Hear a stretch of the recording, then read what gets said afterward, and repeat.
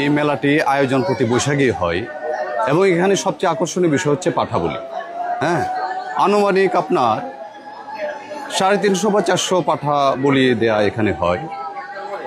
আর এখানে প্রতি বছর এই বৈশাখী মেলা হয়। মেলার মাধ্যমে এই যে এই ভক্তদের সমাগম ঘটে, এই সমাগমের মাধ্যমে একটা মিলন মেলা প্লাস এখানে সবার সাথে সবার একটা দেখা সাক্ষাৎ এবং মার কাছে সবার যে মঙ্গল কামনার যে একটা আর্জি সেটা জানানো হয়। এখানে আসে আমাদের খুব ভালো লাগে। বছরে প্রথম বছরটা আমরা মার কাছে এসে শুরু করি।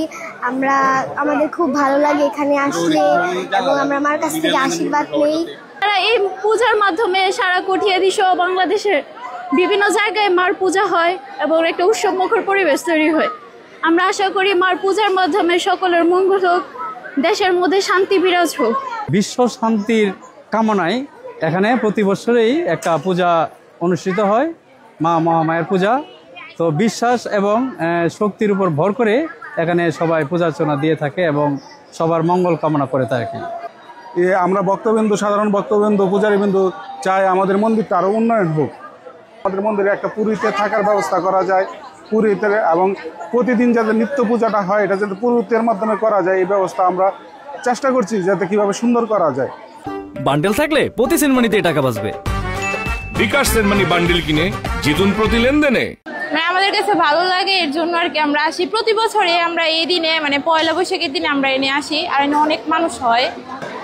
বছরের প্রথম দিন আমরা মায়ের কাছ থেকে মায়ের কাছে আশীর্বাদ নিয়ে শুরু করি।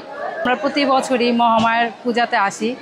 আমাদের দিনটা শুরুই হয় হচ্ছে মহামায়াকে নমস্কার করে, তারপর আমরা দিনের বাকি কাজটা করি আর কি। এটা আমাদের অনেক পুরানো ঐতিহ্য।